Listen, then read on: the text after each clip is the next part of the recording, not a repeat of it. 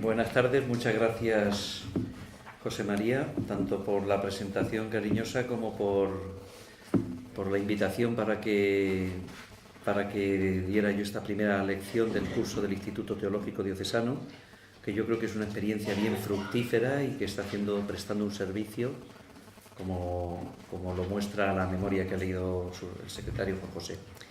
Aunque el título resulte así una miaja impactante, porque al nombrar un título de un libro de un autor y subjetivismo y objetivismo os podría parecer algo así extraño, pero vais a ver que no, vais a ver que en realidad de lo que estamos hablando es de una fe que siempre ha sido tentada por el señuelo de quedarse con uno de sus ingredientes en lugar de sumar. Y de hecho esa va a ser también la conclusión de toda la charla, que la reflexión sobre la fe, la vivencia de la fe, es decir, eso que llevamos entre manos unos y otros, unas y otras, de creer en Dios y transformar el mundo, porque el amor que Dios nos ha dado no cabe en nuestro pecho, como recientemente decía también, no sé si habéis leído ese titular de Pere Casaldáliga, ¿no?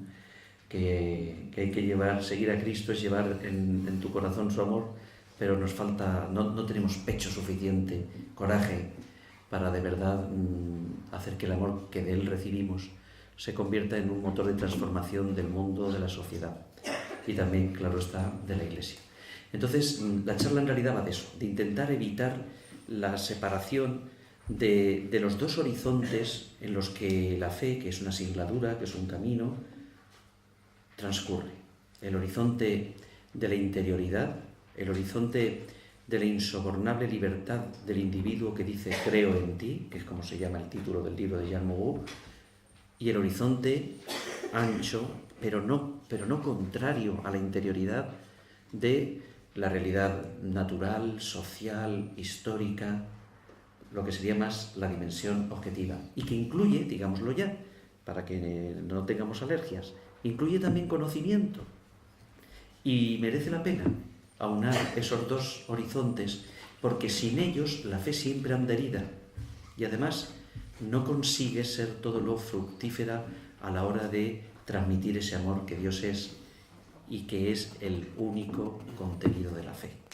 Como muy bien, ahora diré más adelante, dijo un teólogo peruano que gracias a Dios ya lo podemos citar como si no fuera el coco. Como dijo Gustavo Gutiérrez, en realidad, creer en Dios es creer, haber experimentado que Dios te ama. Ese es el objeto, ese es el fin, esa es la línea que une lo objetivo y lo subjetivo. Bueno, pues como os decía, espero que no sea muy larga charla con vosotros, va sobre un librito, mirad qué pequeño. Barth escribió no sé cuantísimos tomos, 17 o no sé cuánto, de la dogmática eclesial, y el bueno de Santo Tomás, con el que este libro está en diálogo permanente. Este es un libro que dialoga con Santo Tomás de Aquino, con la Suma contra Gentiles, la Suma Teológica, los comentarios al libro de la Sentencia, los comentarios a libros bíblicos, especialmente el comentario de San Juan. Este libro está en relación con la Sagrada Escritura, con la patrística, y en muy poquitas páginas supuso una auténtica renovación, no la única, las renovaciones de la Iglesia nunca son patrimonio de un solo libro, de un solo autor, pero supuso una auténtica aportación a la renovación de la comprensión de la Iglesia sobre aquello que le da sentido y que es la fe en Dios, la fe en Jesucristo. Es de 1939, cuando apareció en una revista francesa. Luego ya lo publicó como libro y posteriormente en 1964 lo tradujo, voy a decir su nombre porque os debe sonar, José Ignacio González Faus. Tradujo este libro del francés al español, José Ignacio González Faus. El Papa Pablo VI lo invitó como perito a la última sesión del Vaticano II y de verdad que no exagero si os digo que este libro no solo ayudó a transformar la comprensión teológica sobre la fe, que eso sabéis quien estudiéis teología, se llama teología fundamental, sino que también ayudó a transformar la catequética. porque la fe, como muy bien decía hace poco el Papa Francisco, es al mismo tiempo suscitar la fe y transmitirla. Y eso solo se logra mediante el testimonio, dice el Papa Francisco en su diálogo con los jóvenes en Asís. Entonces, no es de extrañar que este librito de un sacerdote francés, teólogo, que versa sobre la fe, de pronto esté íntimamente relacionado con esa faceta en la que muchos de vosotros estáis embarcados, que es la catequesis.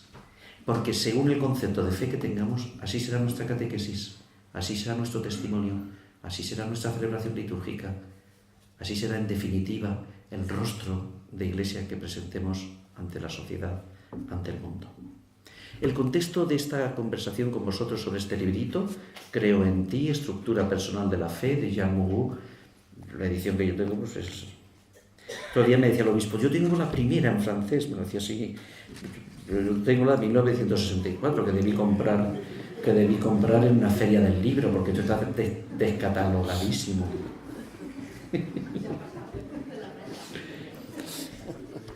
Bueno, pues el contexto es el año de la fe. Sabéis que el año de la fe empezó con una reflexión de verdad muy interesante, muy profunda y yo creo que muy amena, con un lenguaje totalmente accesible, de Benedicto XVI, que sabéis que se llamaba Porta Fidei. En ese documento, Benedicto XVI, yo creo que con un gran saber teológico, ese gran teólogo, que es Joseph Ratzinger, intentaba anudar todos los elementos, los componentes que forman la fe. Como dice Jean Moreau, la fe es un acto simple y complejo. Es un acto simple en cuanto que abarca toda la realidad de la persona, y eso se hace unificando la persona, pero es un acto complejo porque efectivamente pues reúne, suma todas las etapas de una vida y todos los componentes de esa realidad plural que somos los seres humanos. Conocimiento, voluntad, afectividad, cariño, todos los ingredientes del ser humano, del hecho humano, están implicados por la fe. Y Benedicto XVI, en la carta con la que convocaba el año de la fe, Porta Fidei, de una manera yo creo que pues muy sucinta, porque es un documento breve, iba poquito a poco desplegando y anudando todos los elementos que deben reunirse, que deben convocarse en el acto de fe, que no es decir sí creo, que es vivir como que realmente crees. Ese es el acto de fe. No es un amén detrás de un credo, sino que es el amén a una vida, el que tú darás cuando digas sí, esta es la respuesta que yo he querido dar a Dios, es esta vida a la que voy a decir amén cuando su mano se convierta en semilla de eternidad. Pero luego, en un segundo documento que se llama Lumen Fidei y que, como sabéis, lo firma el Papa Francisco, pero que, lo sabéis, no está redactado 90%, 99% por Benedicto XVI, un documento que ha sido criticado y creo que no sin razón. Las críticas que se le han hecho son pertinentes, es eurocéntrico, lo es, está hecho desde muchas preocupaciones, inquietudes y la manera de hablar teológicamente que tiene Ratzinger, que es alemán, y la Iglesia, que es eurocéntrica también, por desgracia, pero es así, es eurocéntrico. Y algunos le han tachado también de que está demasiado preocupado, que habla demasiado de la Iglesia misma. Yo creo que eso no es tan justo, porque a mí me parece que en ese documento que se llama Lumen Fidei, que es una encíclica ya firmada por el Papa Francisco, a mí me parece que a veces hay que leer aquello a lo que un documento quiere responder. En esto, por cierto, los alumnos de teología, tenerlo siempre en cuenta para los documentos del magisterio. Hay quienes citan, bueno, le pasa también, yo creo, no sé si José María estará de acuerdo, le pasa también a la Sagrada Escritura. La Sagrada Escritura, el magisterio, nunca se lee bien si te atienes exclusivamente a lo que tienes en la página. Debes tener en cuenta el interlocutor originario al que se dirigía ese texto y el contexto en el que se escribió. Entonces, como decía, la Lumen Fidei tiene por debajo un diagnóstico sobre los retos que se le plantea a la fe por parte, sobre todo, del mundo occidental, aunque a mí me parece que también, por cuestión de la sociedad global, también le va a afectar a toda la eclesialidad, a la Iglesia universal. Y es el problema, entre otros, del diálogo razón-fe. Al teólogo Joseph Ratzinger ese tema le venía preocupando desde hacía tiempo. Los que habéis leído Introducción al Cristianismo sabéis cómo el teólogo Ratzinger está intentando dialogar con una tradición filosófica que le ha planteado un pulso a la fe, que es la tradición de la filosofía de la modernidad, en la que hay una razón que parece que lo puede todo. De ahí esa cita, que se ha hecho ya famosa, esa cita de Nietzsche que hace el Papa Benedicto XVI en Lumen Fidei, esa carta de Nietzsche a su hermana, diciéndole que la fe podrá dar seguridad, pero no verdad. ¿Veis? Es el diálogo fe-razón. La fe sería pura decisión voluntarista y sentimiento. Como esa pintada que hay en el Colegio Príncipe Felipe. Dios, tu amigo imaginario. Pero no sé si a vosotros nos preocupa eso, pero es un reto. Es un reto y puesto que está planteado, un guante se nos ha lanzado a la cara, la fe no puede mirar para otro lado. De hecho, el reto está planteado desde hace siglos. Santo Tomás de Aquino ya lo tenía planteado. Y la Suma Teológica ya intenta responder a las preguntas que una razón cada vez más autónoma le plantea a la fe hecha reflexión, que es la teología. Entonces, en ese documento, el Lumen Fidei, Benedicto XVI se esfuerza por intentar defender, y yo creo que lo hace pues, no sé, de una manera airosa, que no airada, defender que la fe también es luminosa, no es pura oscuridad, que la fe también es conocimiento, que la fe también afirma, que es búsqueda y pregunta, pero porque tiene la capacidad de sacar a la luz aspectos y dimensiones del sentido de la vida de las personas que tal vez solo ella sea capaz de hacer brillar. Para hacer esto, Benedicto XVI, que es profundamente admirador de San Agustín, se inspira muy especialmente en San Agustín. Y este libro, que dialoga sobre todo con Santo Tomás de Aquino, también dialoga mucho con San Agustín, porque hay un punto donde tanto Benedicto XVI como Tomás de Aquino tienen que acudir a Agustín, tienen que acudir a San Agustín. Y es ese, cuando intentamos dialogar como creyentes con la razón, la sugerencia de San Agustín sigue siendo verdaderamente práctica. Fijaos lo que os digo, práctica. La luz de la fe es el amor. Esto hace unos años, en un ámbito académico, hubiera sonado a algo puramente, pues casi melifluo. Porque entonces se creía que solo hay una inteligencia, la inteligencia discursiva. Menos mal que ya hay un psicólogo que nos ha dicho que hay una pluralidad de inteligencias. Y también nuestro corazón, nuestra afectividad conoce. No solo conocemos lo que discurrimos con la inteligencia lógico-empírica, también aprendemos por el cariño que tenemos. Esa frase, ¿no?, de conocerte es quererte, ¿no? Conocer es querer. Pero al revés también, querer es conocer.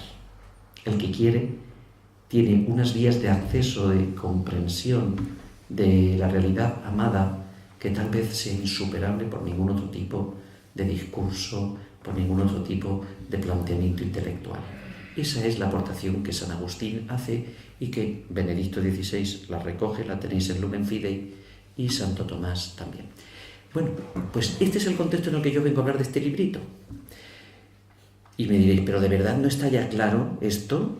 ¿Hace falta? Sí, claro que hace falta. Hay una prueba palpable de que en la comunidad cristiana y en la comunidad teológica, esto de que creer es sentir y conocer, esto de que creer implica la subjetividad y también una manera de ver la realidad y de estar en ella, que sería el aspecto subjetivo y el aspecto objetivo. Por eso digo, más allá del subjetivismo, creer no es solo subjetivo, pero más acá del objetivismo, porque el creyente siempre se sitúa ante la realidad que quiere conocer y transformar con el testimonio y el compromiso, siempre se sitúa desde su propia interioridad.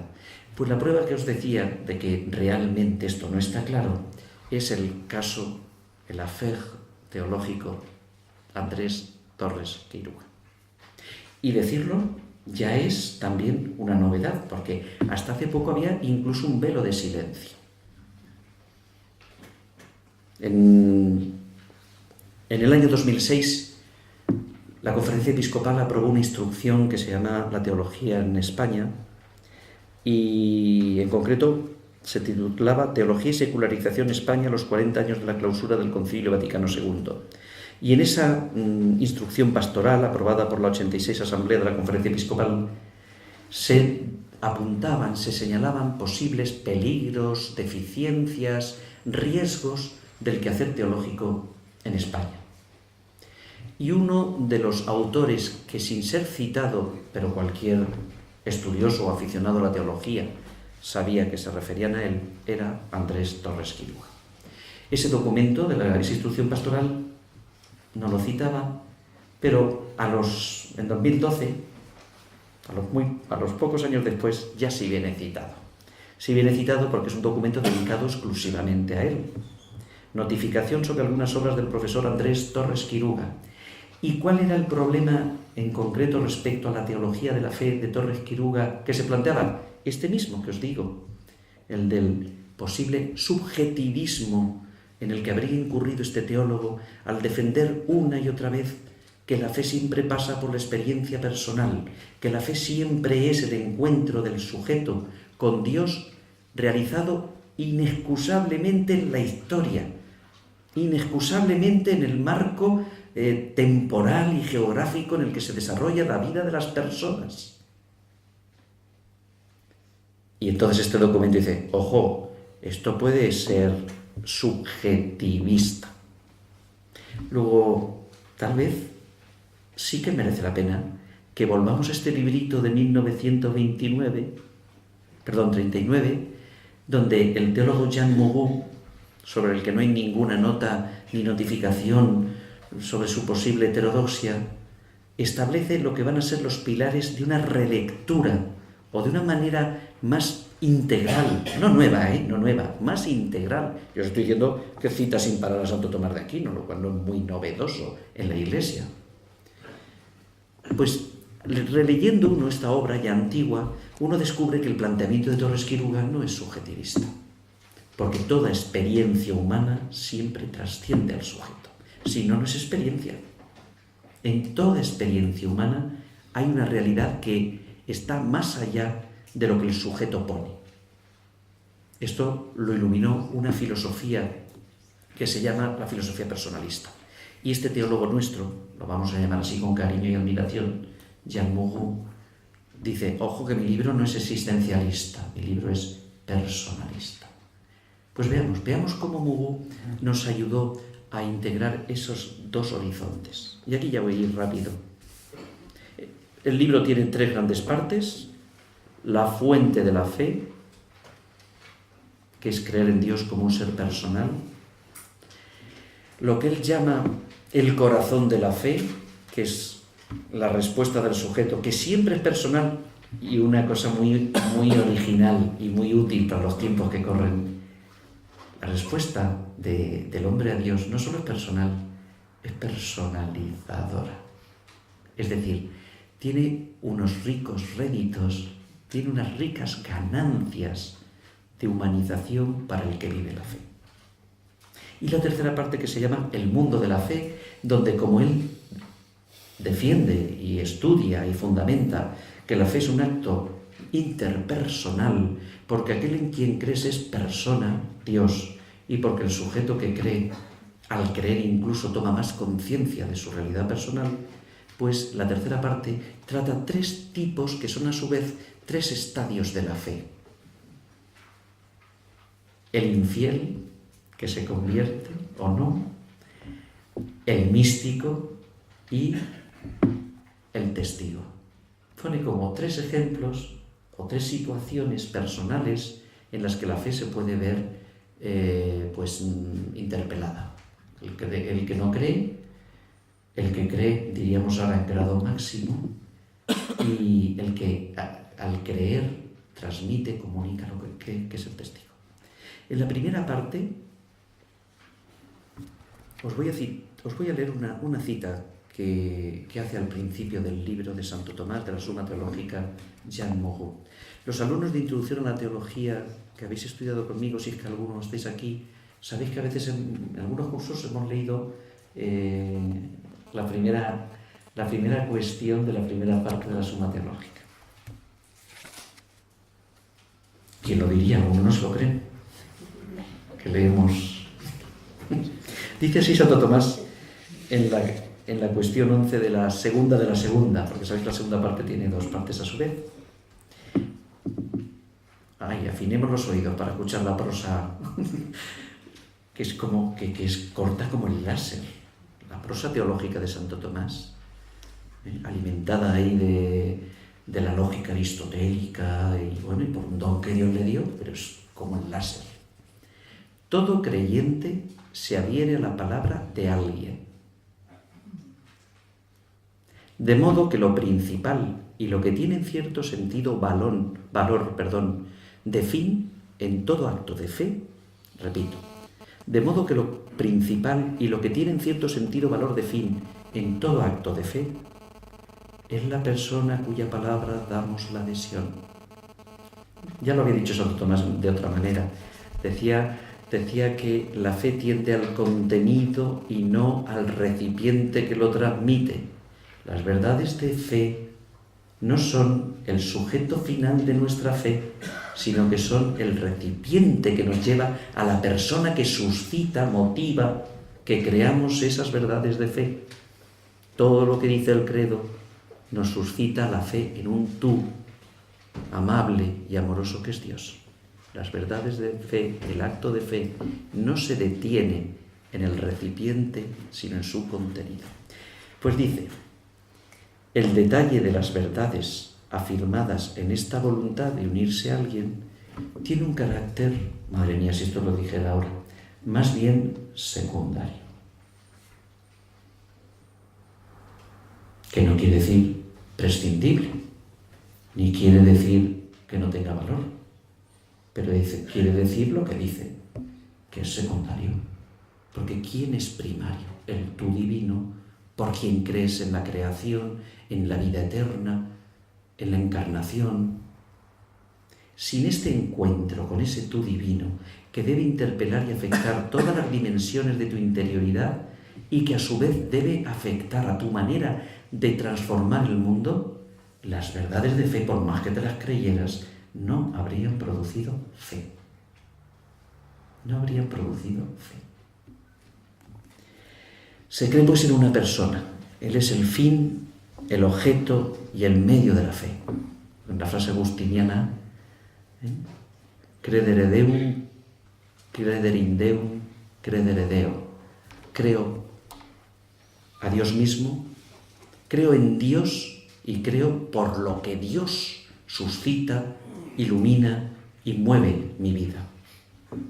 Pero a su vez todo esto, conforme nos lo muestra la revelación, transcurre en el marco histórico. Y esto que la exégesis bíblica, como muy bien nos demostró en la lección inaugural del año pasado el profesor José María Melero, esto que es un acervo que hemos ido, una riqueza, un bagaje que hemos ido acumulando, no siempre hemos sacado las consecuencias. El sábado, en la sesión de lectura de la Biblia que hay en mi parroquia, todos los sábados de 8 a 8 y media, leemos la Biblia, me dice una señora, estamos leyendo mi marido y yo la Sagrada Escritura, ahí, mano a mano, fijaos qué testimonio. Un matrimonio que lee la Biblia, se junta y lee la Biblia. Pero hay pasajes, deben estar por los libros históricos. Bueno, si llevan a buen ritmo, pero hay pasajes que me los tengo que saltar porque me ofenden, porque no consigo, porque todavía no hemos sacado las consecuencias de lo que supone que la revelación de ese Dios, que es un tú amable y amoroso, transcurre en la historia. Lo entenderéis mejor si lo traspolarais a vuestra historia personal. Ahí sí que lo entenderíais, ¿verdad? Como sucesos muy diversos y con un significado muy dispar, sin embargo, os han ayudado a creer En vuestra historia lo entenderías. Cuando se trata de Israel es más complicado. Cuando se trata de comprender qué significado puede tener que gane o no gane Israel a los amalecitas, pues eso es más difícil. Pero no podemos nunca olvidar que la propia palabra de Dios, como tu historia de fe, transcurre en el marco histórico. Y otra aportación muy interesante de Jan Mogu, muy rápido, para que después si queréis también tenemos, no sé, habrá un ratito para hablar, es la de que, basándose en Santo Tomás, este acto de fe que es interpersonal de encuentro entre dos subjetividades libres, siempre es al mismo tiempo conocimiento de la verdad primera, que es Dios, y experimentación de la felicidad suprema, que es Dios. Verdad y felicidad. Ahora veremos, eso es muy interesante porque le permite a la fe cristiana decirle a algunos adversarios, no, mi fe no es represiva, mi fe no es alienante, mi fe no es una escapatoria de mi subjetividad. Mi fe me afirma, mi fe despierta lo más humano de mí con todas sus limitaciones y contradicciones. Verdad primera y felicidad plena. Desde luego, Jan Mogu no se iba a olvidar de un aspecto antes de terminar esta primera parte. ¿Cuál es la fuente de la fe? El acto interpersonal de encuentro del hombre con ese ser tripersonal que ya en sí mismo es relación trinitaria. Pues no nos iba a olvidar que para el cristiano, de ese ser amable y que es la verdad primera, que puede fundar una existencia humana, el rostro que hemos conocido es el de Jesucristo. Por eso os digo ahí que es el aspecto crístico de la fe cristiana. Digo crístico y no cristocéntrico, porque aunque aquí no sea el lugar ni el momento, os tengo que decir que la teología ha seguido adelante, nos separó en 1929 y hay también ciertos reparos a no integrar. Yo decía, cuidado con no integrar en la fe todos sus elementos. Pues también tengo que deciros, cuidado con no integrar en la Trinidad todas sus personas. Jesucristo es el rostro de Dios Padre, pero es el Espíritu el que nos une y el que nos vincula continuamente a través de la Iglesia a Jesucristo. Luego, no deberíamos nunca marginar la acción del Espíritu. No me extraña que Ranner dijera en una ocasión, si un día dijeran por ahí que no existe el Espíritu Santo y que Dios no es trino, la teología católica en muchos de sus tomos y tomos de páginas, miles de páginas, tendría que cambiar un par de cositas solo, porque hemos marginado muchas veces el verdadero hecho de que Dios es una relación. Yo lo decía San Gregorio Nacianceno, que Dios es relación. ¿Qué relevancia puede tener esto? Esta primera parte de este librito de 1929. Dos encuentros. La primera, y esto es un homenaje que yo quiero hacer a un libro también muy importante para quienes queráis estudiar el tema de la fe, la primera es responder a Buber, Martin Buber, que precisamente es el filósofo del personalismo, que es un filósofo judío, pero Martin Buber se despachó casi al final de su vida con un librito que se llama Dos modos de fe, donde vino a decir, los judíos creemos como pueblo y nuestra fe es sobre todo una acción. Los cristianos creen individualmente. Claro, él dialogaba sobre todo con el protestantismo. Y su fe, más que una acción, es conocimiento. No. Aquí, con lo que os he dicho de Jan Mogu, ya podréis decirle a Buber, no. La fe es siempre afectividad. Es querer y ser querido. Y es conocimiento también, porque el Dios que te ama te hace conocer el sentido y la realidad última del mundo que puedes conocer. Y, al menos como católicos, creo que siempre hemos tenido una profunda vinculación eclesial en el acto de fe. De hecho, el subjetivismo siempre era una tentación más del lado evangélico protestante. Y la segunda deficiencia o reto al que podría contestar esta primera parte del libro de Mogu es la de la carencia de praxis. Y entendemos por praxis una acción que no es solo hacer cosas, que no es solo una suma de actividades. Praxis es un concepto griego que implica conocimiento de la realidad descubrimiento de las urgencias que esa realidad te plantea e intento de responder a esa realidad para que pueda, de algún modo, salir a flote el sentido que tú, por fe en Dios, crees que tiene la vida del ser humano en la tierra. Eso es praxis, no es hacer, es transformar. Y nuestra fe puede estar carente de la praxis. Nuestra fe puede quedarse, en algunos casos, es una tentación, en una excusa para aislarnos. Sin embargo, hay un teólogo que ha defendido siempre el primado de la praxis, que se llama Gustavo Gutiérrez, y un teólogo español llamado Jesús Martínez Gordo, como parte de su tesis doctoral, estudió la teología de la fe que tiene este teólogo peruano, que ahora es dominico y vive en Francia, Gustavo Gutiérrez.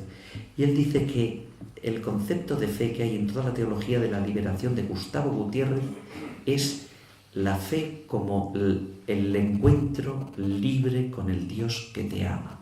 Es decir, el carácter frontal del encuentro con Dios como amor. Luego, pudiera ser que para curar buena parte de nuestra experiencia de la fe, del déficit de acción transformadora de la vida, estoy hablando de 200 y pico muertos, más los cadáveres que saquen. El Papa decía vergüenza, pero el creyente sabe que esa vergüenza es solo el primer estadio de algo más. Y muchas veces un concepto incompleto de fe ha dado pie a que la respuesta de esa vergüenza no fuera el compromiso solidario y transformador que hiciera que no se repitieran más esas tragedias.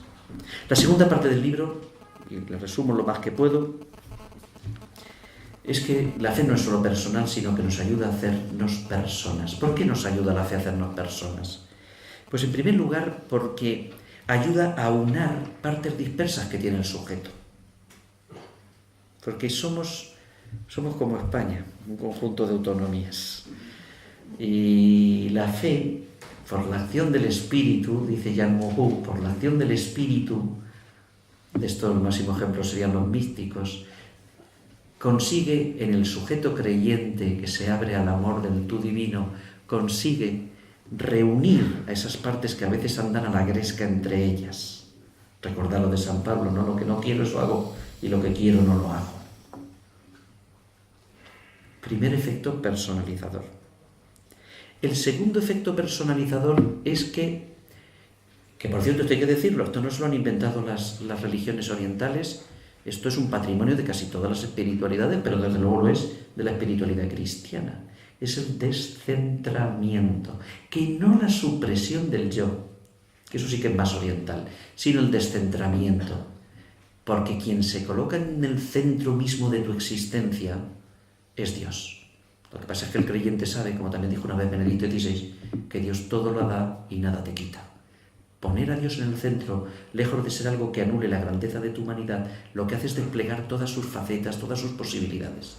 El segundo elemento, el segundo beneficio humanizador o personalizador de la fe es llevar a ese descentramiento porque tu centro desde ahora es Dios.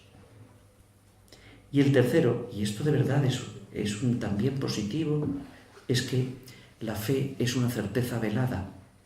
Y cuando uno se asienta firmemente sobre algo, pero tú no posees ese cimiento y tú no lo controlas del todo, y además según los vaivenes y avatares de tu vida a veces lo pierdes, entonces llega aquello que llamaba Michel de Certeau, que es uno de los teólogos que dice el Papa Francisco que le gusta, cosa que me alegra, que es también jesuita, la fragilidad de la fe. Y la fragilidad de la fe no es relativista, como a veces teme Benedicto XVI. La fragilidad de la fe es Jesús al pie de un olivo diciendo que como muy claro todo no lo tiene y que necesita una fuerza para acabar de dar un sí. Esa es la fragilidad de la fe y esa es la firmeza de la fe. Su certeza es una certeza velada, no es una certeza controlada, conquistada, colonizada, que prêt-à-porter, que te la puedas llevar. ¿No? Relevancia actual de todo esto. Pues en primer lugar, Concertó, ese teólogo, sociólogo que os he citado, francés, es que la fe vuelve a poder ser una brecha de ruptura. La fe no es un elemento más del paisaje. La fe es novedosa y supone una ruptura. Porque tú le has encontrado un sentido al mundo que no lo pones tú, sino que te lo da Dios.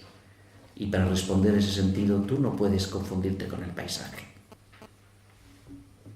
Y el segundo elemento muy positivo es que podamos responder, como antes os anticipaba, a Marx, a Freud, a Nietzsche, que no le podemos dar carpetazo, que no podemos dárselo, porque habrá aspectos de la crítica de la religión que hicieron estos señores llamados maestros de la sospecha que estarán más o menos integrados ya en una respuesta positiva por parte del cristianismo, pero hay otros que siguen siendo una profundísima carga de tambaleo, de duda.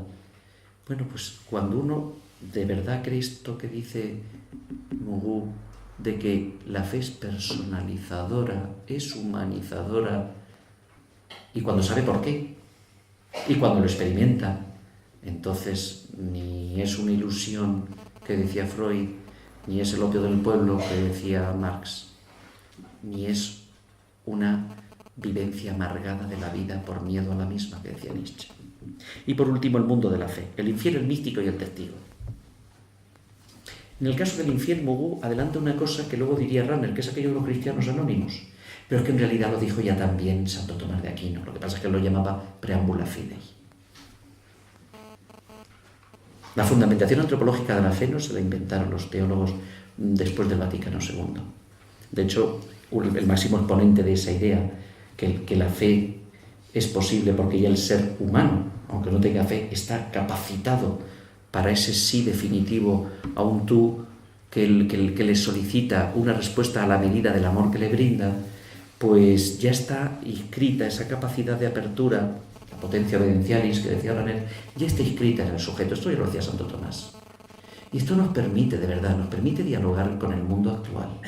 Nos permite decir que no se tiene fe solo por un acto de voluntad, porque creemos que la gracia actúa, pero también nos permite decir que la gracia actúa nunca supliendo ni suprimiendo la naturaleza, que tu naturaleza humana, eso que compartes con el no creyente, el hecho humano, ya está capacitado para creer en Dios.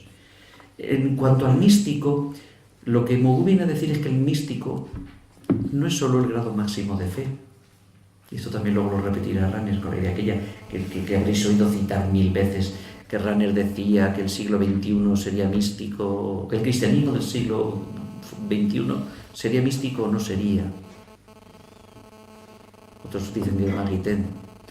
Bueno, pues esa idea, la idea de que el efecto unificador y planificante de la acción del espíritu en cada creyente, que es lo que supone que en grado máximo está en el místico, ese efecto lo debe procurar con su trabajo espiritual todo creyente y toda la comunidad eclesial. Luego, el acento puesto sobre el trabajo de la fe, sobre la espiritualidad, no es ni una moda, es una urgencia tremenda para que la fe esté completa y para que podamos de verdad beneficiarnos de sus frutos personales. Y por último, el testigo. El otro día el Papa Francisco de Asís decía, en realidad no habría que decir nada. Francisco de Asís habla y Clara de Asís hablan por sí solos.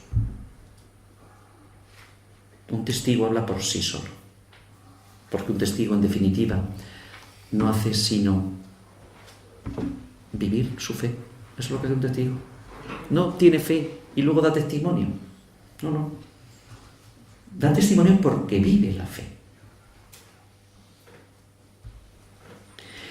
Concluyo, no sé si os he cargado, cansado mucho, pero concluyo con una idea de que para que sea verdaderamente un patrimonio de la Iglesia presente, de la catequesis presente, de la liturgia presente, del compromiso social de los cristianos del presente, esta comprensión de fe, tenemos que cambiar muchas adversativas por conjunciones que suman.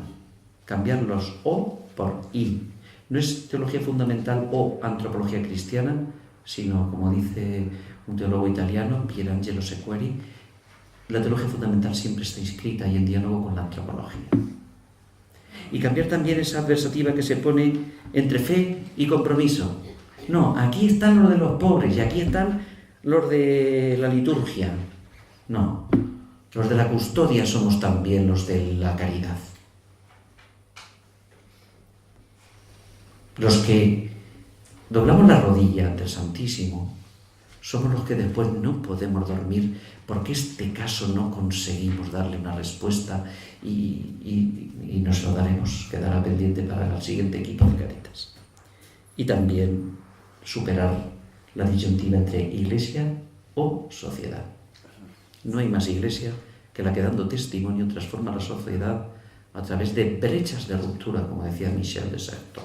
Si os parece, yo termino aquí, me hacéis alguna pregunta o dialogamos un poco y leeré un poema que este es un poema largo, pero hay que leerlo. Muchas gracias.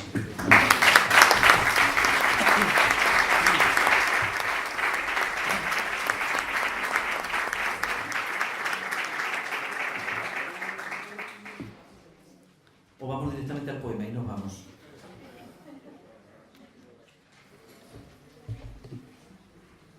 Si hay... ¿Poema? ¿O hay alguna pregunta?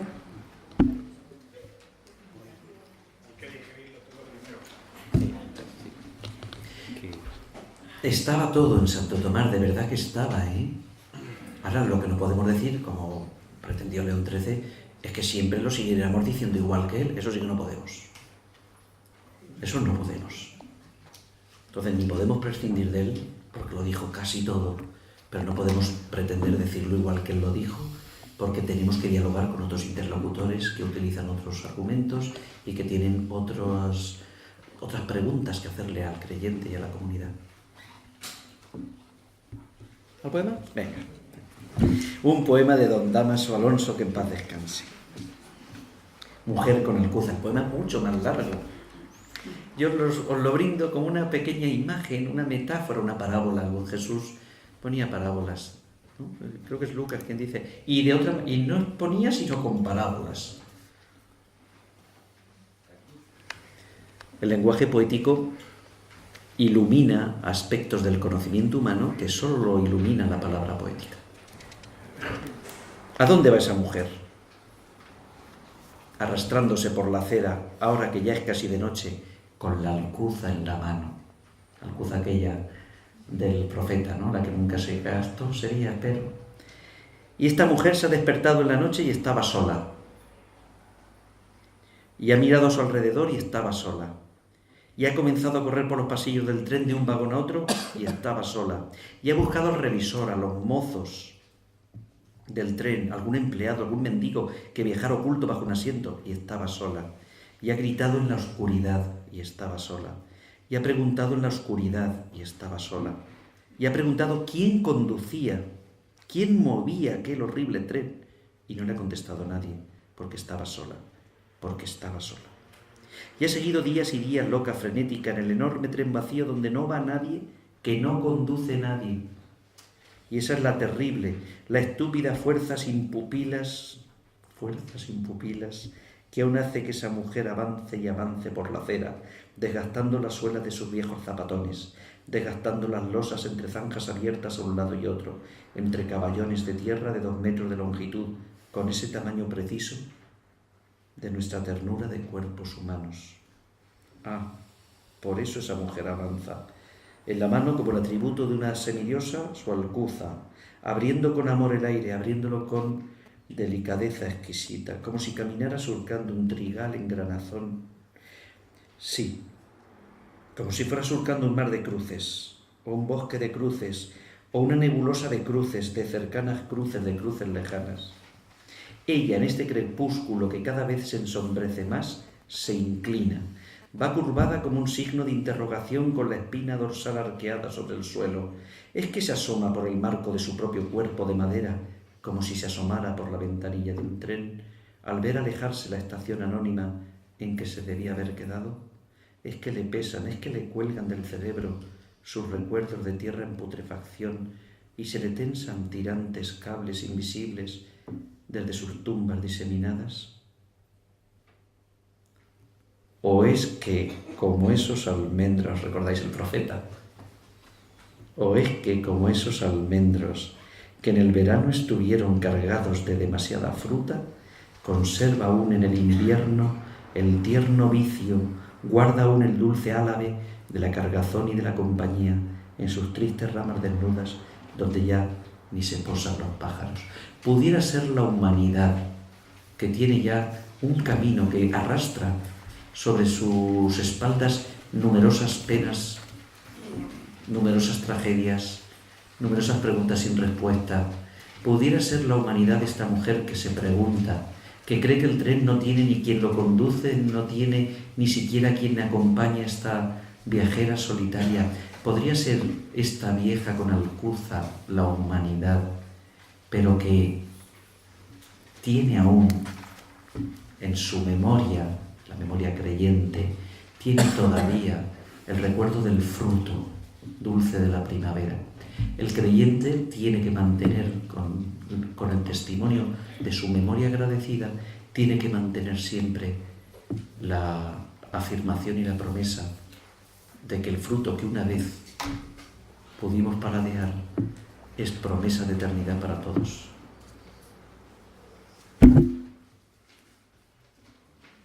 Eso lo dice don Damaso Mayor. Gracias, Javi. Tu exposición ha sido sugerente en muchos aspectos, siempre utilizando tu capacidad de síntesis y tu capacidad de expresar de forma gráfica imágenes sencillas, ¿no? Y que todos entendemos.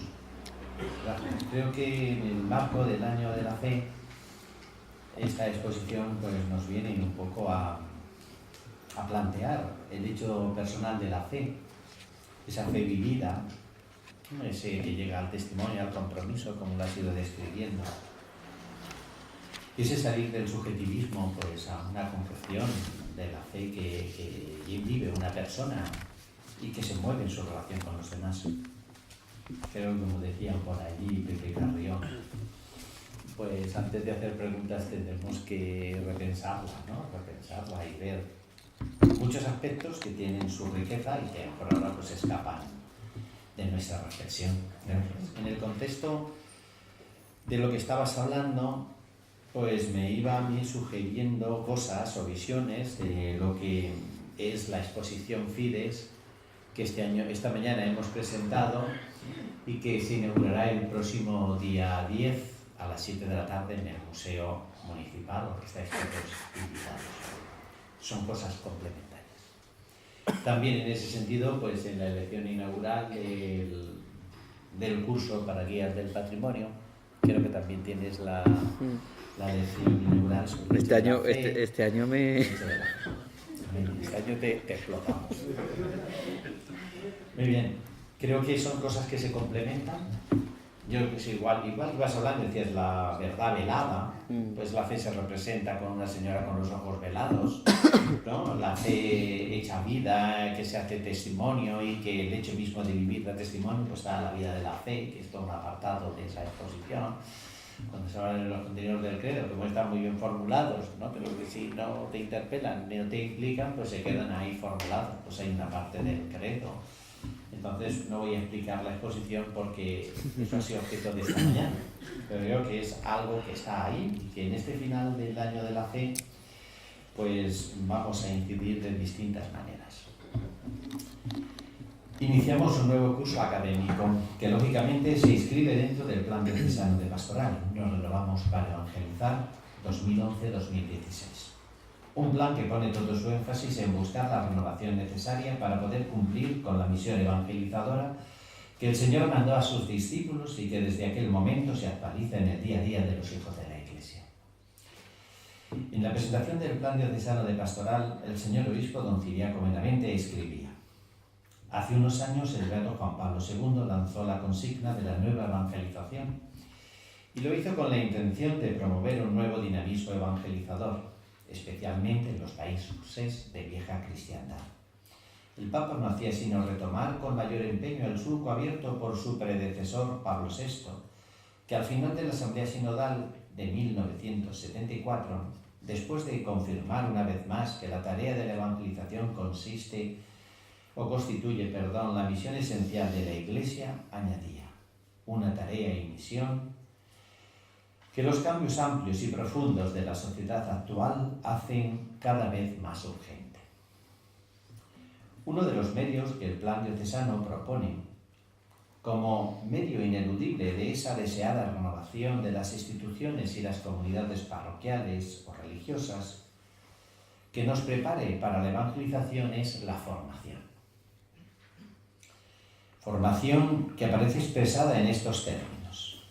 La mayoría de las actividades realizadas en las parroquias son fuente y campo de formación. Para considerarlas así se requiere una actitud receptiva, consciente y comprometida, como tuvieron los primeros cristianos que acudían asiduamente a la enseñanza de los apóstoles. ¿Cuántas migajas caen sobre el suelo de nuestras parroquias sin que haya quien las recoja? Es una frase en el contexto de este párrafo, me parece de la mano de Luis Marín, pero así ahora mismo no lo puedo recordar. No sé si tú lo recuerdas.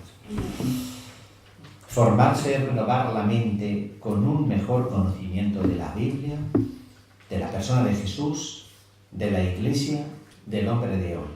Es descubrir la propia responsabilidad y actuar en consecuencia. En el sentido de ofrecer una enseñanza sistemática y básica para los agentes de pastoral y para todos aquellos que se interesan por un conocimiento más serio y profundo de la teología, el Instituto Teológico Diocesano viene desarrollando su actividad durante muchos años, no sé cuántos. Las memorias anuales de secretaría están llenas de números, pero son números con rostros, son personas.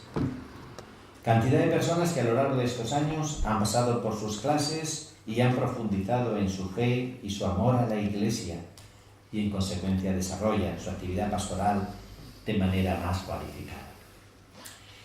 Trabajar en esta línea es una exigencia diocesana por la que el Instituto, el claustro de profesores, la diócesis, apostamos un año más.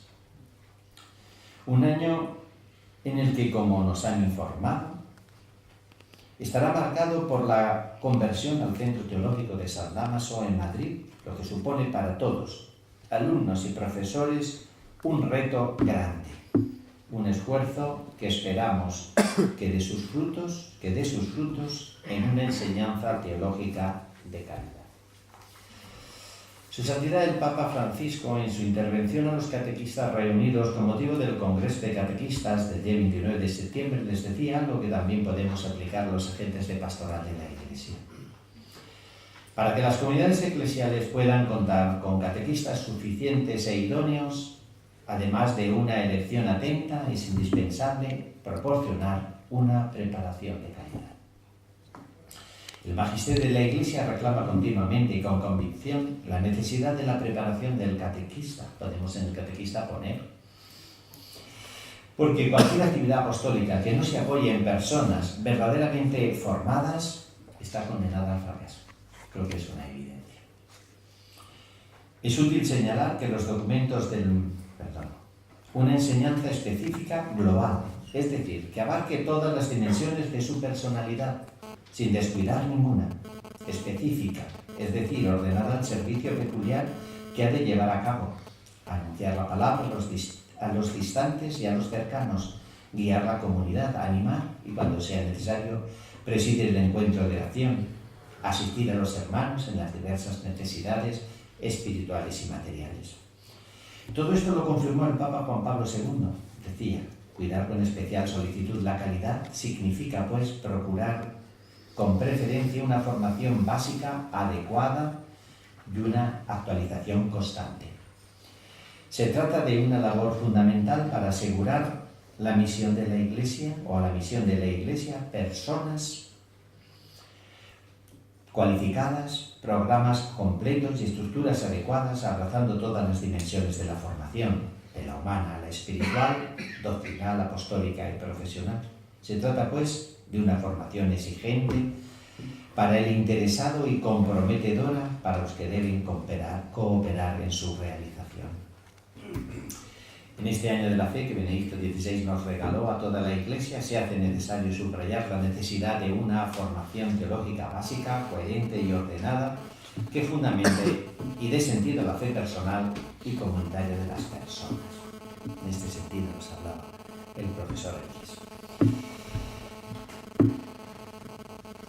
Conociendo el esfuerzo realizado en este sentido por la dirección del claustro de profesores del Instituto de cara a ofrecer este servicio formativo, animamos a los profesores a no desfallecer, a superar todo atisbo de cansancio y desánimo y afrontar un año más este servicio diocesano que se les encomienda.